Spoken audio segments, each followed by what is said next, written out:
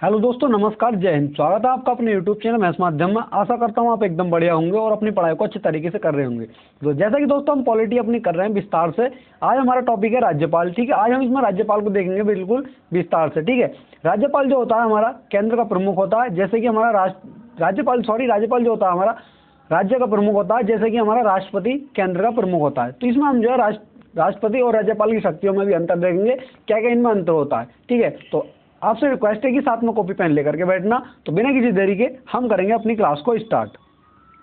इसमें देखेंगे हम राज्यपाल। ठीक है, भारत के संवैधानिक ढांचे के अंतर्गत राज्यपाल जो है सर्वोच्च पद होता है। ठीक है, जैसा कि हमारा केंद्र में राष्ट्रपति को होता है, यहाँ पर हम जो है राज्यपाल को राष्ट्रपति से रिलेट करते हुए पढ़ेंगे। ठीक है, राज्य के राज्यपाल के कार्यालय की दोहरी भूमिका मानी गई है। दोस्तों इसमें बता दूं आपको, जो राज्यपाल का कार्यालय है ये हमने कनाडा के संविधान से लिया है। ठीक है, राज्य के कार्यकारिणी का नाम मात्र कार्यकारी प्रमुख या फिर नाम मात्र या संवैधानिक प्रमुख जो है राज्यपाल होता है। ठीक है दोस्तों, जैसा कि मैंने आपको पिछली क्लास में बताया, संवैधानिक वो होता है कि जिसका संविधान में वर्णन किया गया हो। ठीक है, वह संवैधानिक पद हमारा होता है। ठीक है, आगे देखेंगे हम केंद्र सरकार का एक एजेंट होता है ये। ठीक है, और इसकी नियुक्ति वगैरह भी देखेंगे हम किस तरीके से राष्ट्रपति द्वारा राज्यपाल की नियुक्ति की जाती है।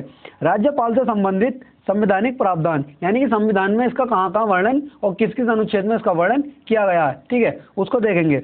भारतीय संविधान के भाग 6 में अनुच्छेद 153 से 167 तक राज्य कार्यपालिका से संबंधित है। ठीक है, जो दोस्तों हमारा राज्य कार्यपालिका का प्रमुख होता है वो हमारा राज्यपाल होता है। जैसे हमारा केंद्र में, ठीक है, केंद्र में जो कार्यपालिका हमारा उसका प्रमुख राष्ट्रपति होता है, वैसे ही राज्य में हमारा जो राज्य कार्यपालिका उसका प्रमुख जो है राज्यपाल होता है। ठीक है, इनमें राज्य के राज्यपाल से संबंधित कुछ प्रमुख प्रावधान भी शामिल हैं। तो जो प्रावधान है उनको हम देखेंगे। ठीक है,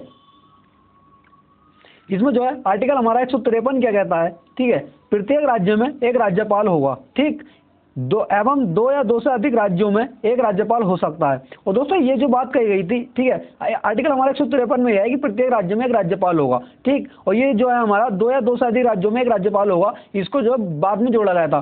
दोस्तों इसको जो है 7वें संविधान संशोधन के द्वारा इसको जोड़ा गया था। 7वें संविधान संशोधन के द्वारा इसको जोड़ा गया था, यानी कि दो या दो से अधिक राज्यों में एक राज्यपाल हो सकता है। और ये हमारा ये क्वेश्चन पूछा गया था कि किस अनुच्छेद मतलब जो है किस संविधान संशोधन के द्वारा जोड़ा गया था। तो ये हमारा यूपीएसआई 2021 में 13 नवंबर की फर्स्ट शिफ्ट में ये वाला क्वेश्चन जो है हमसे पूछा गया था। इसमें देखेंगे आर्टिकल 154 हमारा क्या कहता है कि राज्य की समस्त कार्यपालिका संबंधी शक्तियां राज्यपाल में निहित होंगी। जैसे कि हमारा केंद्र में राष्ट्रपति में निहित होती थी, वैसे ही हमारा राज्य में राज्यपाल में निहित होंगी। ठीक है, जिनका प्रयोग वह या तो स्वयं करेगा या अपने अधीनस्थों द्वारा करेगा। ठीक है, आगे देखेंगे, यानी कि अपनी जो है इन शक्तियों का जो प्रयोग जो है या तो वो स्वयं करेगा या फिर अपनी जगह किसी को नियुक्त कर देगा कि भाई मेरी जगह तू इन काम को कर लेना। ठीक है, खुद ना करके अपने असिस्टेंट वगैरह को रख करके इस तरीके से। ठीक है, आगे देखेंगे, आगे आ जाता है हमारा आर्टिकल 155 में कहा है कि राज्यपाल की नियुक्ति किस तरीके से होगी और राज्यपाल की नियुक्ति कौन करेगा। ठीक है, इसमें हमारा पहला पॉइंट है कि राज्यपाल का चुनाव न तो सीधे तौर पर जनता द्वारा होता है और न ही अप्रत्यक्ष रूप से विशेष रूप से गठित निर्वाचक मंडल द्वारा होता है, जैसा कि भारत के राष्ट्रपति के मामले में होता है। इसमें जो है राज्यपाल का जो चुनाव वगैरह नहीं होता है, जैसा कि हमारा राष्ट्रपति का चुनाव होता है निर्वाचक मंडल के द्वारा, उस तरीके से राज्यपाल का चुनाव नहीं होता। राज्यपाल की जो है सिर्फ नियुक्ति होती है। ठीक है, इसमें देखेंगे भारत के राष्ट्रपति द्वारा राज्य के राज्यपाल की नियुक्ति की प्रक्रिया कनाडाई मॉडल पर आधारित है। जो राज्यपाल की नियुक्ति होती है हमारी वो कनाडा के मॉडल पर आधारित है। यानी कि इसमें कहा गया है कि जो राज्यपाल का हमारे पद की जो नियुक्ति है वो हमने कहाँ से ली है, वो कनाडा के संविधान से हमने ली है, जहाँ किसी प्रांत या राज्य के राज्यपाल की नियुक्ति केंद्र के द्वारा की जाती है। ठीक है, आगे देखेंगे, अगला है दोस्तों आपसे रिक्वेस्ट है कि क्लास में आप जो लास्ट तक बने रहना, क्योंकि आप जो कुछ बेहतर ही सीख करके जाएंगे। और अगर आप नोट्स नहीं बना रहे हैं साथ में तो नोट्स बनाते हुए चलिए, क्योंकि दोस्तों अगर आपने हमारी पॉलिटी क्लासेज जो चल रही हैं इनको आपने एक बार कवर कर लिया तो आपको कोई फाउंडेशन बैठ लेने की कोई जरूरत नहीं है। ठीक है, और आप जो इस पॉलिटी को पढ़ के कोई सा भी एग्जाम दे लेना, आपको कोई प्रॉब्लम नहीं होगी। ठीक है, आगे देखेंगे, इसमें केंद्र द्वारा नियुक्त होने के कारण राज्य का राज्यपाल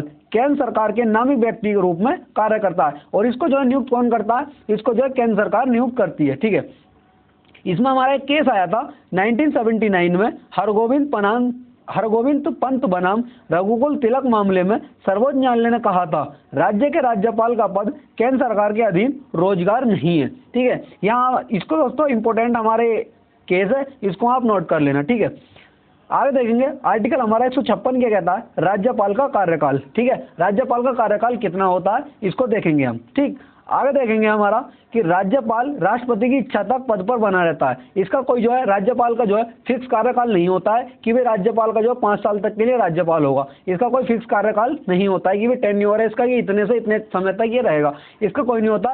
ये सिर्फ जो है राष्ट्रपति की इच्छा तक बना रहता है, और राष्ट्रपति चाहे तो जो है जो राष्ट्रपति है मंत्रिपरिषद की सलाह पर जो है इसका ट्रांसफर भी कर सकते हैं और इसको पद से हटा भी सकते हैं राज्यपाल को, और राष्ट्रपति जो ऐसा काम करेंगे वो मंत्रिपरिषद की सलाह पर ऐसा कार्य करते हैं। ठीक है, आगे देखेंगे अगला पॉइंट हमारा, राज्यपाल राष्ट्रपति को संबोधित करके अपने हस्ताक्षर से अपना इस्तीफा दे सकते हैं। अगर राज्यपाल जो चाहें तो अपना इस्तीफा जो राज्यपाल देंगे वो अपना इस्तीफा राष्ट्रपति को दे सकते हैं। राष्ट्रपति कहेंगे कि मैं इस्तीफा देना चाहता हूं, तो अपना इस्तीफा जो है सिर्फ राष्ट्रपति को सौंपेंगे। ठीक है, आगे देखेंगे राज्यपाल अपने कार्यकाल की समाप्ति के बाद भी तब तक अपने पद पर बना रहता है जब तक उसका उत्तराधिकारी पद भार संभाल नहीं लेता। राज्यपाल जो है, यदि राज्यपाल का जो है मान लो राज्यपाल का जो है हमारा पद का जो कार्यकाल की जो समाप्ति है, ठीक है, समाप्ति हो गई तो ठीक है, वो अपने पद पर तब तक बने रहेगा जब तक जो दूसरा राज्यपाल उस पद पर नियुक्त नहीं कर दिया जाता। ठीक है, आगे देखेंगे आगे हमारा आर्टिकल 157 आ जाता है। इसमें राज्यपाल की योग्यताएं दी गई हैं कि राज्यपाल की क्या क्या योग्यताएं दी गई हैं। ठीक है, इसमें जो अब कहा गया है कि उम्मीदवार भारत का नागरिक होना चाहिए। जो राज्यपाल है हमारा, ठीक है, जो राज्यपाल व्यक्ति जिसको बनाया जा रहा वो सबसे पहले है कि भारत का नागरिक होना चाहिए। ठीक है, और जो उम्मीदवार की उम्र है वो कम से कम 35 साल होनी चाहिए। हमारा राष्ट्रपति की उम्र भी 35 साल, राज्यपाल की उम्र भी 35 साल इसमें होती है। ठीक है, आगे देखेंगे अगला हमारा है, अगला आर्टिकल हमारा हो जाता है आर्टिकल 158। दोस्तों इसमें जो है जैसा कि आप पिछली क्लासेस देखते आ रहे हैं, हम इसमें जो है सभी आर्टिकल्स को कवर करते हुए चल रहे हैं। दोस्तों इसमें उद्देश्य यह है सभी आर्टिकल्स को कवर करने का, क्योंकि क्वेश्चन हमसे डायरेक्ट ना पूछ करके आर्टिकल दे करके और हमसे मिलान में या फिर कथन में हमसे क्वेश्चन पूछ लेता है। ठीक है, इसीलिए हम सभी आर्टिकल्स को कवर करते हुए चल रहे हैं। ठीक है, ये आर्टिकल 158 में कह रहा है कि राज्यपाल पद की शर्तें, कि राज्यपाल बनने के लिए उसके पद की शर्तें क्या क्या होनी चाहिए। ठीक है, इसमें पहला हमारी शर्त दे रखी है कि राज्यपाल संसद के किसी सदन या प्रथम अनुसूची में बताए गए किसी राज्य के विधानमंडल के सदस्य नहीं हो सकता। ठीक है, जो हमारा राज्यपाल होगा वो संसद के किसी भी सदन, लोकसभा, राज्यसभा या फिर जो हमारी अनुसूचियों जो हमारी प्रथम अनुसूची में बताए गए हैं राज्य, ठीक है, उन राज्य विधानमंडल में विधानसभा या विधान परिषद इनका सदस्य नहीं होना चाहिए। ठीक है, राज्यपाल। ठीक है, पहली शर्त हमारी ये होगी। दूसरी शर्त हमारी कि राज्यपाल किसी और लाभ का पद धारण नहीं कर सकता। यदि व्यक्ति जो है हमारा राज्यपाल बना हुआ है, ठीक है, तो वो कोई और पद धारण नहीं कर सकता राज्यपाल के साथ साथ। ये नहीं कि वो राज्यपाल भी बना हुआ है और दूसरा पद भी धारण करे हुआ है, वो सिर्फ एक समय पर एक ही पद पर रह सकता है। ठीक है, अगला पॉइंट है हमारा, राज्यपाल को बिना किराए के शासकीय निवास का इस्तेमाल करने का अधिकार होता है। जो मान लो व्यक्ति को नियुक्त कर दिया गया, ठीक है, राज्यपाल के रूप में, तो उसको जो है एक जो है सरकारी आवास दिया जाएगा, शासकीय आवास दिया जाएगा। ठीक है, आगे देखेंगे अगला पॉइंट है हमारा कि राज्यपाल को ऐसी उपलब्धियां, भत्ते और विशेष अधिकार मिलते हैं जो संसद तय करती है। जो राज्यपाल को मतलब वेतन और जो भत्ते और अधिकार वगैरह होते हैं वो जो मिलते हैं वो संसद के द्वारा तय किए जाते हैं कि राज्यपाल को क्या क्या देने चाहिए। ठीक है, संविधान में जो है इसका वर्णन नहीं किया गया है कि राज्यपाल के लिए इतना पैसा हमारा एलोकेट करना चाहिए, कि राष्ट्रपति को इतनी वो मतलब जो विशेष अधिकार है इतने देने चाहिए। ये संसद तय करती है कि राज्यपाल को किस तरीके से रहना है। ठीक है, अगला पॉइंट है हमारा कि राज्यपाल की उपलब्धियां और भत्ते इसकी पदावधि के दौरान कम नहीं किए जा सकते। मान लो राज्यपाल की जो उपलब्धियां, वेतन और भत्ते जो है, ठीक है, उसकी जो पद की अवधि चल रही है उसके दौरान उन्हें कम नहीं किया जा सकता, जैसा कि हम राष्ट्रपति के कम नहीं करते थे। ठीक है, आगे देखेंगे अगला पॉइंट, अगर कोई व्यक्ति राज्यपाल नियुक्त हो जाता है तो यह समझा जाता है कि उसने उस सदन में अपना स्थान रिक्त कर दिया है। मान लो कोई व्यक्ति है, ठीक है, और वो मान लो हमारा जो है लोकसभा में है, ठीक है, लोकसभा से उस व्यक्ति को उठाया मंत्रिपरिषद ने, ठीक है, और उसका नाम जो है राष्ट्रपति को भेज दिया कि इसको जो है राज्यपाल बनाया जाए। ठीक है, तो वहां से जो है उस व्यक्ति को उठा लिया और उसको जो है वो पहले मान लो लोकसभा में उसका पद था एक, तो उसको राज्यपाल जब बना दिया गया हमने, तो जो लोकसभा में था उसको, तो लोकसभा में उसकी सीट थी, एक पद था, तो राज्यपाल बनने के बाद में वहां से उसका पद जो है रिक्त हो जाता। जैसा कि अभी पिछले मैंने बताया कि जो है व्यक्ति जो है एक बार में एक ही पद धारण कर सकता है। ठीक है, तो यहाँ पर उसका मतलब यही कहा गया है कि अपना स्थान जो है रिक्त कर दिया।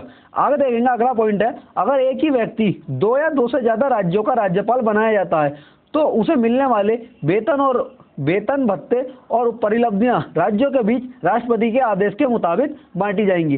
ठीक है, इसमें जो है दोस्तों, ये जो है इसमें बता दूं आपको, 2 या 2 से अधिक राज्यों का राज्यपाल एक ही व्यक्ति हो सकता है। ये हमारा 7वें संविधान संशोधन के द्वारा इसको जोड़ा गया था। और दोस्तों यहाँ से क्वेश्चन हमारा यूपीएससी 13 नवंबर की फर्स्ट शिफ्ट में 2021 में पहला क्वेश्चन यहाँ से पूछा गया है। ठीक है, और ये हमारा 7वें संविधान संशोधन के द्वारा जोड़ा गया है। और दोस्तों अगर आपने हमारी संविधान संशोधन वाली क्लास नहीं देखी है तो दोस्तों उस क्लास को देख लेना, क्योंकि बहुत ही इंपॉर्टेंट क्लास है। और अगर आपने वो क्लास कर ली तो वहां से आपको जो है संविधान संशोधन से एक भी क्वेश्चन बाहर नहीं मिलेगा। ठीक है, और दोस्तों इसमें जो वेतन वगैरह भत्ते जो होते हैं वो जिन राज्यों का वो राज्यपाल होता है, दोनों राज्यों का, तो वो दोनों राज्य एक साथ मिलकर के राष्ट्रपति के मुताबिक उन्हें वेतन भत्ते देंगे। ठीक है, आगे देखेंगे, अगला है हमारा आर्टिकल 159। आर्टिकल 159 यानी 159 में हमारा क्या कहा गया है कि राज्यपाल की शपथ एवं प्रतिज्ञान, कि राज्यपाल जो है शपथ कौन दिलाएगा राज्यपाल को। ठीक है, तो इसमें है हमारा पहला पॉइंट है कि राज्यपाल की शपथ या प्रतिज्ञान राज्य के संबंध में क्षेत्राधिकार का प्रयोग करने वाले उच्च न्यायालय के मुख्य न्यायाधीश या उनकी अनुपस्थिति में उस न्यायालय के उपलब्ध वरिष्ठतम न्यायाधीश की मौजूदगी में ली जाएगी। ठीक है, तो दोस्तों इसमें जो है हमारा केंद्र में जो हमारा राष्ट्रपति को जो शपथ दिलाते थे उसमें जो है सर्वोच्च न्यायालय के मुख्य न्यायाधीश राष्ट्रपति को शपथ दिलाते थे। ठीक है, उसी तरीके से तो क्योंकि जो हमारे वो केंद्र में प्रमुख पद होता था, ऐसे ही हमारा राज्य में प्रमुख जो है राज्यपाल प्रमुख पद है। तो हमारा जो है जिस राज्य का राज्यपाल वो बन रहा है व्यक्ति, उस राज्य का जो हाई कोर्ट होगा हमारा, तो उस हाई कोर्ट का जो मुख्य न्यायाधीश होगा वह जो है राज्यपाल को शपथ दिलाएगा। ठीक है, इसमें ये कहा गया है। और यदि जो हमारा मुख्य न्यायाधीश है वो नहीं है, उसकी अनुपस्थिति में जो उस हाई कोर्ट का वरिष्ठतम न्यायाधीश होगा वह राज्यपाल को शपथ दिलाएगा। ठीक है, और जो राज्यपाल होगा मैंने अभी आपको बताया वो अपना इस्तीफा वो राष्ट्रपति को देगा। ठीक है, आगे देखेंगे हमारा आर्टिकल 160 आ जाता है। इसमें कहा है कि राज्यपाल के कार्यों का निर्वहन, कि राज्यपाल अपने कार्यों का निर्वहन किस तरीके से करेगा। ठीक है, आगे देखेंगे हम, पहला पॉइंट है इसमें हमारा कि राष्ट्रपति किसी भी आकस्मिक स्थिति में राज्यपाल के कार्यों के निर्वहन के लिए ऐसा प्रावधान कर सकता है जब वह उचित समझता हो। ठीक है, इसमें यह कहा गया है कि राष्ट्रपति किसी भी आकस्मिक स्थिति में यानी कि इमरजेंसी वगैरह में राज्यपाल के कार्यों का निर्वहन अपने तरीके से कर सकता है, मतलब ऐसा प्रावधान कर सकता है जो राष्ट्रपति उचित समझता हो। ठीक है, अगला पॉइंट है हमारा, अगर राज्यपाल बीमार है या राज्य से जो है अनुपस्थित है तो वो प्रावधान कर सकता है। यदि राज्यपाल बीमार है या फिर अनुपस्थित है तो राष्ट्रपति जो होगा वह जो उचित समझेगा उसमें वो प्रावधान कर सकता है। अगर किसी और वजह से राज्यपाल अपने काम नहीं कर पा रहे हैं। ठीक है, अगला पॉइंट है हमारा, अगर राष्ट्रपति को लगता है कि किसी असाधारण स्थिति से निपटने के लिए कुछ खास काम करने जरूरी है, तब भी राष्ट्रपति जो है जो उचित समझेंगे उसमें प्रावधान कर सकते हैं। ठीक है, आगे देखेंगे, अगला है हमारा आर्टिकल 161। इसमें कहा गया है कि राज्यपाल की क्षमादान शक्ति, जैसा कि हमारा आर्टिकल हमारा 72 था उसमें हमारा राष्ट्रपति की क्षमादान शक्तियां थी आर्टिकल 72 में। ठीक है, इसमें हमारा राज्यपाल की क्षमादान शक्ति है आर्टिकल 161 में। और यहाँ पर हम अंतर भी देखेंगे कि राज्यपाल की हमारी क्या शक्तियां होती हैं क्षमादान की और राष्ट्रपति की क्या होती हैं, और इन दोनों में हम अंतर भी देखेंगे। ठीक है, इसमें हमारा पॉइंट है कि किसी राज्य के राज्यपाल के पास किसी अपराध के लिए दोषी ठहराए गए व्यक्ति की सजा को माफ करने, राहत देने, कम करने या निलंबित करने की शक्ति होती है। ठीक है, राज्यपाल जो होगा हमारा कोई व्यक्ति है, ठीक है, अपराध के लिए उसको दोषी ठहरा दिया गया है। ठीक है, तो उसकी सजा को माफ कर सकते हैं। ठीक है, राहत दे सकते हैं, सलाह उसकी जो सजा को कम कर सकते हैं, और निलंबित करने की शक्ति जो है राज्यपाल को प्राप्त होती है। अब इसमें हम देखेंगे कि राष्ट्रपति और राज्यपाल की क्षमादान शक्तियों में क्या क्या अंतर होते हैं, क्योंकि दोस्तों इंपॉर्टेंट है, आप इसको नोट कर लेना। ठीक है, इनमें हम अंतर देखेंगे। इसमें पहला हमारा अंतर है कि राष्ट्रपति और राज्यपाल की क्षमादान शक्तियों में अंतर होता है। अभी देखेंगे हम क्या क्या अंतर होता है इसमें। पहला पॉइंट है हमारा कि राष्ट्रपति के पास कोर्ट मार्शल की सजा माफ करने की शक्ति होती है। कोर्ट मार्शल वो होती है कि जो हमारा सेना में हमारी जो सजा दी जाती है राष्ट्रपति जो है उसको हमारा कम कर सकते हैं, लेकिन राज्यपाल के पास ऐसा करने की शक्ति नहीं होती है। जो हमारा कोर्ट मार्शल की सजा दी गई होती है, ठीक है, कोर्ट मार्शल यानी कि सेना वगैरह में जो सजा दी जाती है राष्ट्रपति जो है उसको कम कर सकते हैं, लेकिन राज्यपाल के पास ये शक्ति नहीं होती है। हमारा पहला अंतर हो गया। दूसरा अंतर है हमारा, राष्ट्रपति मौत की सजा पाने वाले कैदियों की सजा माफ कर सकते हैं, लेकिन राज्यपाल नहीं। अगर किसी व्यक्ति को मौत की सजा दी गई है है, तो जो मौत की सजा दी गई है, ठीक है, तो उनकी सजा को जो है राष्ट्रपति जो है कम भी कर सकते हैं, यानी कि उसको फांसी दी गई है तो उसको उम्र कैद कर सकते हैं, फांसी दी गई है तो कम भी कर सकते हैं उसको, ठीक है, और खत्म भी कर सकते हैं, माफ भी कर सकते हैं, लेकिन राज्यपाल ऐसा नहीं कर सकते। दूसरा अंतर हमारा ये हो जाता है, ठीक है। आगे देखेंगे हमारा जो आर्टिकल है, आर्टिकल 162, इसमें कहा गया है कि राज्यपाल की कार्यपालिका शक्तियां, राज्यपाल की कार्यपालिका शक्तियां क्या क्या होती हैं, ठीक है। हमारा इसमें पहला पॉइंट है कि राज्य की कार्यपालिका शक्ति उन विषयों तक फैली हुई है जिन पर राज्य के पास कानून बनाने का अधिकार होता है, ठीक है, जैसा कि हमारा केंद्र में राष्ट्रपति के पास होती हैं, ठीक है। इसमें अगला पॉइंट है हमारा, यह सिर्फ उन मामलों तक सीमित नहीं है जिन पर पहले से कानून बना दिया है, ठीक है, ये उन मामलों तक सीमित नहीं होंगी जिन पर पहले से कानून बना दिया है, ठीक, ये उन पर भी हमारा प्रभावी होंगी, ठीक। आगे देखेंगे अगला पॉइंट है हमारा, राज्य की कार्यपालिका शक्ति संविधान या किसी कानून के तहत स्पष्ट रूप से दी गई शक्तियों तक यह सीमित होंगी, ठीक। आगे देखेंगे अगला हमारा पॉइंट है कि अगला पॉइंट है, राज्य की कार्यकारी शक्ति का प्रयोग किसी भी संवैधानिक प्रावधान या सीमाओं के उल्लंघन में नहीं किया जा सकता, ठीक है। मतलब जो है राज्यपाल जो है हमारा, ठीक है, अपनी शक्तियों का प्रयोग वहां नहीं करेगा जहां पर जो है जो हमारे संवैधानिक प्रावधान या फिर सीमाओं का उल्लंघन हो रहा है, वहां पर राज्यपाल की शक्तियां काम नहीं करेंगी, ठीक है, जिससे कि संविधान का उल्लंघन हो। अगला पॉइंट हमारा, अगर किसी विषय में राज्य विधानमंडल और संसद को कानून बनाने का अधिकार है, जैसा कि संवर्ती सूची में होता है, ठीक है, मैंने आपको सूचियां करा रखी है, ठीक है, संवर्ती सूची में हमारा दोनों ही कानून बना सकते हैं, मैंने आपको बताया था, राज्य भी और केंद्र भी, और प्रभावी जो होगा हमारा केंद्र का होगा, ठीक है। वही बात इसमें कही गई है कि अगर किसी विषय में राज्य के विधानमंडल और संसद को कानून बनाने का अधिकार है तो राज्य की कार्यपालिका शक्ति संघ या उसके प्राधिकारियों को द्वारा दी गई शक्ति के अधीन होगी, ठीक है। इसमें यह कहा गया है कि जो हमारी केंद्र की शक्ति होगी उसके अधीन होंगी, यानी कि उससे ऊपर नहीं होंगी, उसके अंडर ही ये काम करेंगी जो हमारी राज्य की शक्तियां होंगी, ठीक है। आगे देखेंगे, आगे आता है हमारा आर्टिकल 163, ठीक है। इसमें क्या कहा गया है, इसमें कहा गया है कि मंत्रिपरिषद राज्यपाल को सहायता एवं सलाह देगी, जैसे कि हमारा आर्टिकल 74 का 1 था और 75 का 1 था, ठीक है, उसी तरीके से हमारा आर्टिकल 163 हो जाएगा, जो राज्यपाल को जो सहायता और सलाह देने के लिए एक मंत्रिपरिषद का गठन होगा, ठीक है, जैसा कि मैंने आपको ठेकेदार वाली कहानी बताई थी उसके अंदर। इसमें जो है दोस्तों, अगर हम इसको एक कहानी के रूप में याद मतलब पढ़ते हुए चलेंगे तो थोड़ा हमारे जो है ज़्यादा टाइम तक याद रहता है, अगर हम किताबी भाषा याद करते हुए चलेंगे तो हम जो है एकदम भूल जाते हैं, उसमें ज़्यादा याद नहीं रहता है। अब इसमें यह था कि मंत्रिपरिषद राज्यपाल को सहायता एवं सलाह देगी। अब इसमें यह है कि राज्यपाल को जो काम करना होगा, ठीक है, उसके लिए सलाह किस तरीके से मंत्रिपरिषद हमारा देगी और उसकी नियुक्ति किस तरीके से की जाएगी। इसमें हमारा पॉइंट है पहला कि राज्यपाल को उसके कृत्यों के मतलब उसके कामों के प्रयोग में सहायता और सलाह देने के लिए एक मंत्रिपरिषद होगी, ठीक है, जिसका मुख्यमंत्री होगा, सिवाय इसके कि जहां तक उससे इस संविधान द्वारा या उसके अधीन अपने कार्यों या कृत्यों या उनमें किसी का प्रयोग अपने विवेक से करने की अपेक्षा की जाती है, ठीक है। उसमें जो मान लो राज्यपाल को किसी काम करने में प्रॉब्लम हो रही है, ठीक है, तो मंत्रिपरिषद जो उसको सलाह देने तथा उसके कामों में सहायता देने के लिए एक मंत्रिपरिषद का गठन किया जाएगा, ठीक है। आगे देखेंगे आर्टिकल हमारा 164 हो जाता है। इसमें कहा गया है कि राज्यपाल द्वारा मुख्यमंत्री की नियुक्ति, जैसा कि हमारा केंद्र में राष्ट्रपति द्वारा प्रधानमंत्री की नियुक्ति होती थी, वैसे ही हमारा राज्य में राज्यपाल के द्वारा मुख्यमंत्री की नियुक्ति होती है, ठीक है। इसमें दोस्तों मुख्यमंत्री की नियुक्ति इस तरीके से होती है, जैसा कि मैंने उसमें आपको एक मतलब छोटी सी कहानी टाइप में बताया कि एक हमारा खेत का मालिक होता है, ठीक है, उसको अपने खेत में जो है काम कराना होता है, तो वो किसी व्यक्ति को रखता है कि भाई हमें अपने ये खेत में काम कराना है, तो ठीक है, वो व्यक्ति आता है, वो व्यक्ति अगर वो मतलब जो मतलब खेत मालिक होता है वो ये कहता है कि भाई या तो तुम इसको खुद कर लो या फिर अपने लोगों को लगा करके कर लो, ठीक है, तो वो ठेकेदार के रूप में उसको नियुक्त कर देता है। अब वो व्यक्ति आता है और अपने साथ में लेबर भी ले आता है। अब वो ये कहता है कि देखो ये मेरी लेबर है, ठीक है, कि ये लोग इसमें काम करेंगे, ठीक है। अब जो खेत का मालिक होता है वो कहता है कि मुझे तुमसे मतलब है, ठीक है, अगर तुम कहते हो कि ये सब सही काम करेंगे तो इनको काम पर लगा दो, इस तरीके से, ठीक है। और वैसे ही यहाँ से हम इसमें रिलेट करते हुए पढ़ेंगे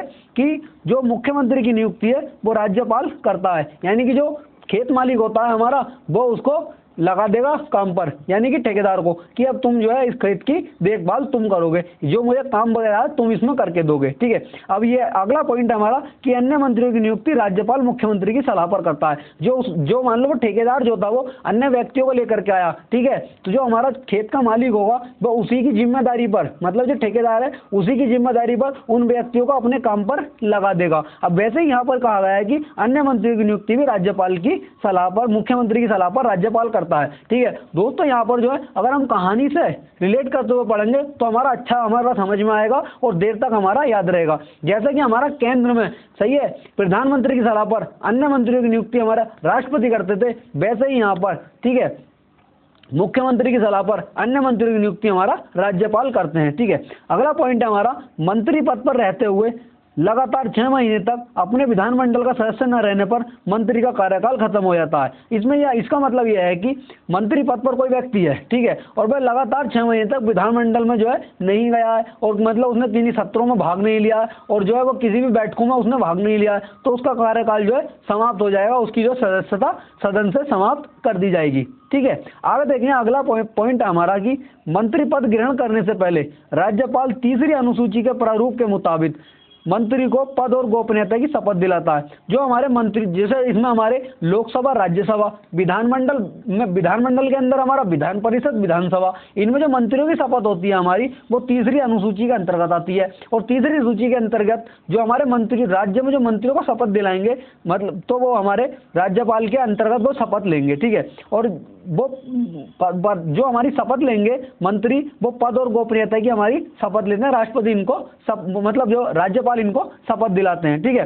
मंत्री परिषद राज्य की विधानसभा के प्रति सामूहिक रूप से जवाबदेह होती है। दोस्तों ये इंपॉर्टेंट है हमारा, इसको आप जो नोट कर लेना, ठीक है, हाईलाइटर से, कि मंत्री परिषद जो होती है हमारी राज्य की, वो राज्य की विधानसभा के प्रति सामूहिक रूप से जवाबदेह होती है। यहाँ से क्वेश्चन अधिकतर पूछ लेता है, ठीक है। आगे देखेंगे, अगला पॉइंट हमारा, बिहार, मध्य प्रदेश और उड़ीसा में जनजाति कल्याण का प्रभारी मंत्री होता है, ठीक है। यह मंत्री अनुसूचित जातियों और पिछले वर्गों के कल्याण का भी काम देख करता है, और इस मंत्री की नियुक्ति भी हमारा राज्यपाल के द्वारा की जाती है, ठीक है। आगे देखेंगे, अगला पॉइंट आ जाता है हमारा कि मंत्रियों के वेतन और भत्ते राज्य का विधानमंडल समय समय पर तय करता है। जो ये मंत्रियों के वेतन और भत्ते होते हैं, ठीक है, जो हमारा इनको तय करेगा वो हमारा राज्य का विधानमंडल करेगा, ठीक है। जैसे कि हमारा केंद्र में संसद तय करती थी, वैसे ही हमारा राज्य में राज्य का विधानमंडल तय करेगा हमारा, ठीक है।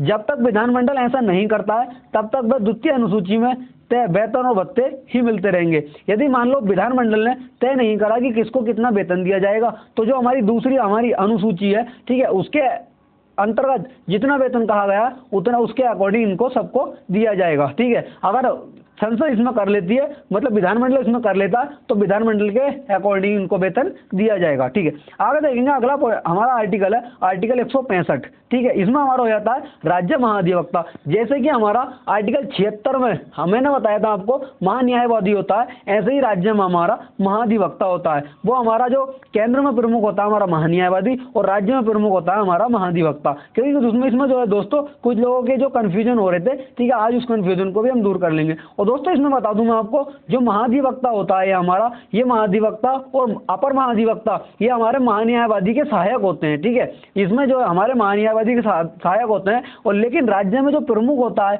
जैसे केंद्र में महान्यायवादी होता है, वैसे ही राज्य में प्रमुख जो होता है हमारा महाधिवक्ता होता है। और ये जो है हमारा राज्य सरकार का जो है ये वकील होता है, और ये हर राज्य का अलग होता है, ठीक है। हर राज्य के लिए एक महाधिवक्ता होता है, ठीक है, हर राज्य का अपना अलग होता है, ठीक है। राज्यपाल उच्च न्यायालय का न्यायाधीश बनने के योग्य व्यक्ति को राज्य का महाधिवक्ता नियुक्त करता है। जो मान लो जो व्यक्ति उच्च न्यायालय यानी हाई कोर्ट का न्यायाधीश बनने की योग्यता रखता है, तो राज्यपाल जो है उसकी नियुक्ति करेंगे। जैसा कि हमारा महान्यायवादी की नियुक्ति राष्ट्रपति करते थे, और वो जो है योग्यता किसकी रखता होगा, सुप्रीम कोर्ट का न्यायाधीश बनने की, ठीक है। आगे देखेंगे हम महाधिवक्ता जो है हमारा, इसकी जो कुछ योग्यताएं देख लेंगे हम। महाधिवक्ता राज्य का सर्वोच्च विधि अधिकारी होता है। जैसा कि हमारा केंद्र में हमारा महान्यायवादी होता है, ठीक है। वैसे ही हमारा महाधिवक्ता राज्य का सर्वोच्च विधि अधिकारी होता है, यानी कि सरकार का वकील होता है, और राज्य का प्रथम कानूनी अधिकारी यह होता है।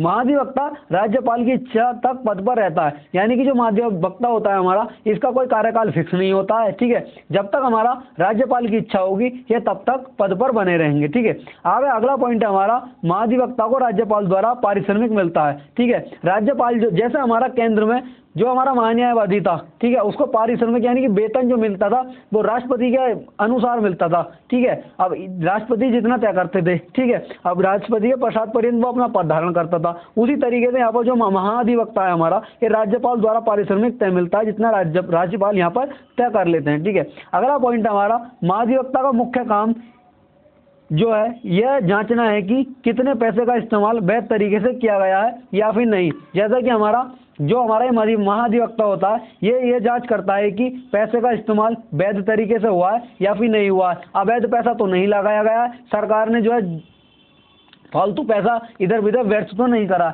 ये उसकी जांच करता है, ठीक है। आगे देखेंगे, अगला हमारा पॉइंट है कि महाधिवक्ता राज्य सरकार को विधि से जुड़े मामलों में सलाह देता है, ठीक है। कानून से संबंधित सलाह जो है ये महाधिवक्ता राज्य सरकार को देता है, और जो राज्य सरकार के खिलाफ कोई मुकदमा वगैरह जो होता है, केस होता है, तो उसको लड़ने के लिए राज्य सरकार न जा करके महाधिवक्ता उस केस की सुनवाई करता है, ठीक है। महाधिवक्ता जो है राज्यपाल द्वारा सौंपे गए दूसरे काम भी कर सकता है। यदि राज्यपाल चाहता है तो राज्यपाल जो है महाधिवक्ता को अन्य काम भी दे सकता है, और ये राज्यपाल उस मतलब जो है जो काम राज्यपाल देंगे महाधिवक्ता को यह करने होंगे, ठीक है। अगला पॉइंट है हमारा, महाधिवक्ता की नियुक्ति के लिए अभ्यर्थी जो हमारा उम्मीदवार होगा उसकी उम्र जो है 62 साल से ज़्यादा नहीं होनी चाहिए। जो महाधिवक्ता को नियुक्त करेंगे उसकी उम्र जो है 62 साल से ज़्यादा नहीं होनी चाहिए, ठीक है। महाधिवक्ता का कार्यकाल 5 साल का होता है। महाधिवक्ता जो रहेगा वो 5 साल तक रहेगा जब तक हमारी सरकार रहती है, ठीक है। मतलब नई सरकार आने पर हमारा महाधिवक्ता जो है चेंज हो जाता है, ठीक है। आगे देखेंगे, अगला हमारा पॉइंट है कि रिटायरमेंट के बाद महाधिवक्ता भारत सरकार से सरकार से जुड़ा कोई काम नहीं कर सकता।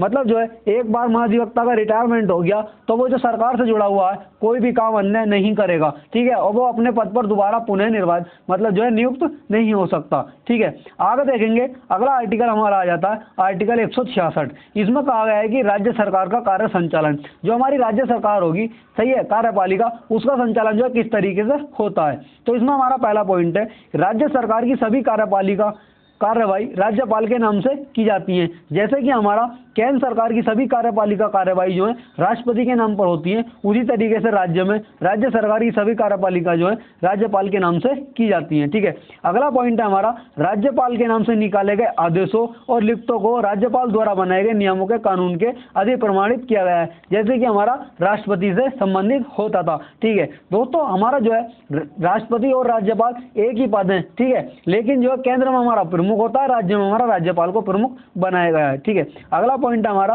राज्य में होने वाले सभी कारोबार मुख्यमंत्री और राज्यपाल की आपसी समझ के से किए जाते हैं, ठीक है। जो भी काम होंगे ये दोनों जो है आपसी समझ में करेंगे, ये नहीं कि दोनों अलग अलग तरीके से कर रहे हैं, दोनों जो है एक जगह बैठक करके और सलाह मशवरा करने के बाद में उस काम को करेंगे, ठीक है। अगला है हमारा कि राज्यपाल राज्य सरकार के कामकाज को आसान बनाने के लिए उन कामों में मंत्रियों को बांटने के लिए नियम बनाता है, ठीक है। जो मतलब अलग अलग पदों पर नियुक्ति होती है मंत्रियों की, जो हमारे कैबिनेट मंत्री वगैरह होते हैं राज्य में, ठीक है, स्वतंत्र प्रभार मंत्री, उप मंत्री, तो उनकी नियुक्ति जो है राज्यपाल करते हैं, ठीक है। और राज्य में होने वाला कोई भी कारोबारी लेन देन इस अनुच्छेद के मुताबिक तय किए जाते हैं कि दिशा निर्देशों को किया गया है, ठीक है। जो हमारे राज्य में होने वाले लेन देन है वो राज्यपाल को जो है उसके लिए जो राज्यपाल दिशा निर्देश जो है राज्यपाल करते हैं, ठीक है। दोस्तों, इसमें जो है हमने राज्यपाल को देख लिया। अब इसमें हम राज्यपाल की ये देखेंगे, आगे जो हमारा जो क्लास होगी उसमें राज्यपाल की हम विधायी शक्तियाँ वगैरह देख लेंगे, ठीक है, किस तरीके से होती हैं, और हमारी विधायी शक्तियाँ राष्ट्रपाल की, और ठीक है, और हमारी जो कानूनी वगैरह शक्तियाँ होती हैं उसमें हम राज्यपाल की देख लेंगे क्या क्या शक्तियाँ वगैरह होती हैं, ठीक है। और अगर आपको क्लास अच्छी लगी हो तो क्लास को दोस्तों शेयर जरूर करना और चैनल को सब्सक्राइब कर लेना अगर आपने अभी तक चैनल को सब्सक्राइब नहीं किया। और अगर आपको लगता है कि हाँ क्लास आपके लिए थोड़ी भी बेनिफिशियल है तो क्लास में दोस्तों एक कमेंट जरूर करना। इसी के साथ मिलते हैं नेक्स्ट वीडियो में। जय हिंद, जय भारत।